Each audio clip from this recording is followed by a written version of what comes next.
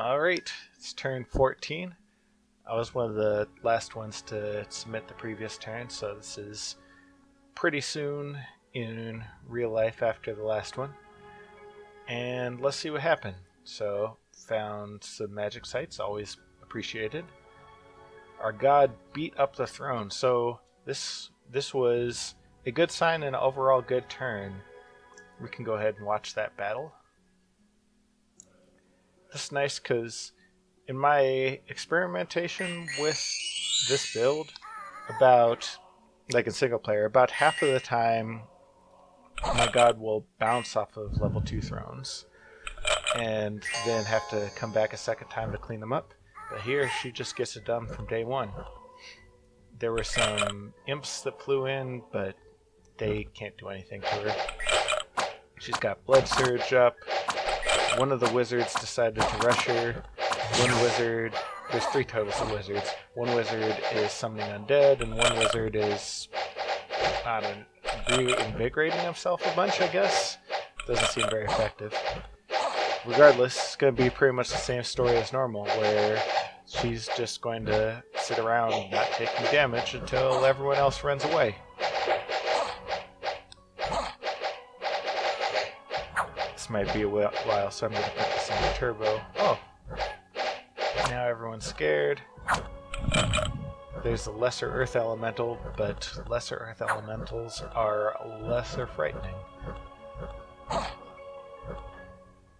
And she's catching up on her script. She casts mirror image like when the battle's basically over. It's hilarious. Oh, she's still going through her script, preparing to cast false fetters. Alright. Now some more guys got scared away. The only guys that aren't scared away are the ones who can't get scared away. The skeletons, they have morale 50. And she's basically gonna take them to... It's a good thing she doesn't take them to turn timer. That's how they end up bouncing, because if she goes to turn timer, then she flies away immediately, which results in her technically losing the battle. But that's not what's going to happen here. Eventually, the indies are going to get scared. She's still scripted to attack rear, so ideally she would just jump to the back and make short work of the remaining wizards. But regardless, a horde of skeletons. Because that's something that people normally cast on turn 14. Anyway, now everybody's scared except for this one wizard. Oh, that wizard is scared too. And she is not scared yet.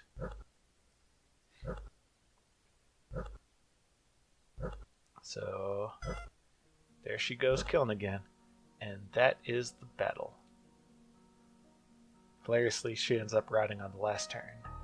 But she wins. Alright. Then here in Runia, this was a group of our troops that were following 5-0 and going west here. So we'll have some blessing here. They're fighting the cavalry, and we'll see how this goes. I'm not going to turn up the speed for this one.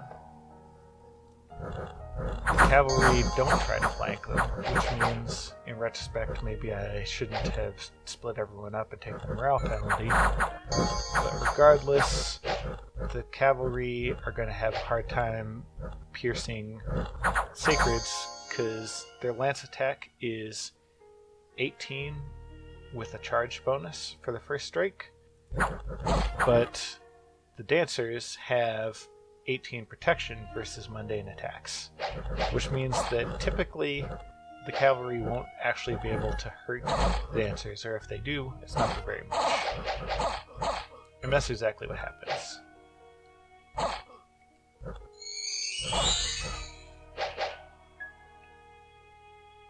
And now we can speed this up. Sacreds are just gonna mow through everybody. If the actual armored guys can't beat them, then the light cavalry don't stand a chance. That is that. Unexpected event. Unfortunately, we lost a bit of Dominion, not anything noteworthy. And then I got scared when I saw this message until I read it closely. So, Abyssia caught one of our scouts. They've got a large amount of PD in this random province, which is interesting. Unfortunately, I did not get to see their bless. But Asphodel told me their bless, as I think I mentioned in the previous video. And we're now 2 months away from getting this palisade built. Which is good because, I mean, it's always good to be sooner, but also there's no Abyssians, like no commanders, because Abyssia doesn't have stealthy commanders. Let me double check that, but I'm pretty sure Abyssia doesn't have stealthy commanders. Let's see. I mean, there's their scout. Everyone's got a scout. Their scout's an assassin. That's annoying. No stealth, no stealth, no stealth. Yeah. So, I will have to watch out for these guys. Because if we do actually end up fighting, then he will probably try to bust out some Buffy the Vampire Slayers on my Sun Priests, which will be unfortunate because I need those guys to cast Mindburn. But in any case, we'll just keep poking around. It's important to keep eyes on Abyssia,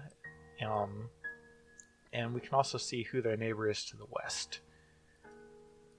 And back to what I was saying, sorry. So 2 months remaining on this palisade. There's no one here, which means that unless they have someone who's super speedy, no one's going to attack us this turn, which means that our palisade should be built.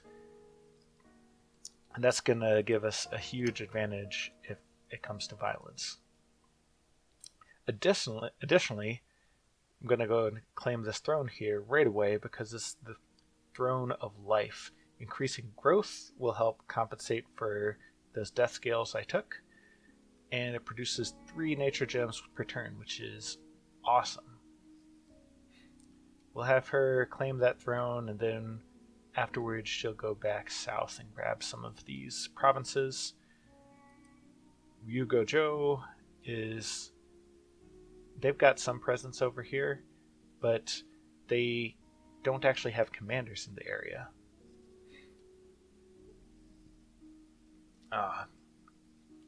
It's unfortunate that Jotunheim basically beelines straight west here. They're probably gonna put a fort in one of these places. I don't know which. Doesn't really matter right now, but it's just something that's gonna happen. Mercenaries. Looks like Qianqi still has all of them. I could make a bid on Obscuro here. I need more research for sure. This guy. Okay. Nothing else exciting there. But at the very least, having 80 dudes show up here should guarantee that I actually get this fort online, and it should put me in a position to basically scare off Abyssia from rushing me.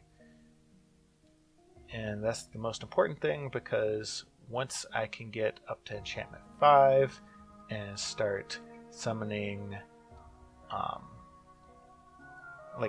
once Foul Vapors is on the table, then Abyssia attacking me is going to be a much less attractive proposition to Abyssia. Over in the capital, we're going to need to build a few Serpent Priests. We're going to build a throne on top of we're going to build a palisade on top of the throne. We've got a compact empire. It's not as large as it should be, but we're making progress. So that is turn 14. Things are looking way better. See you on turn 15.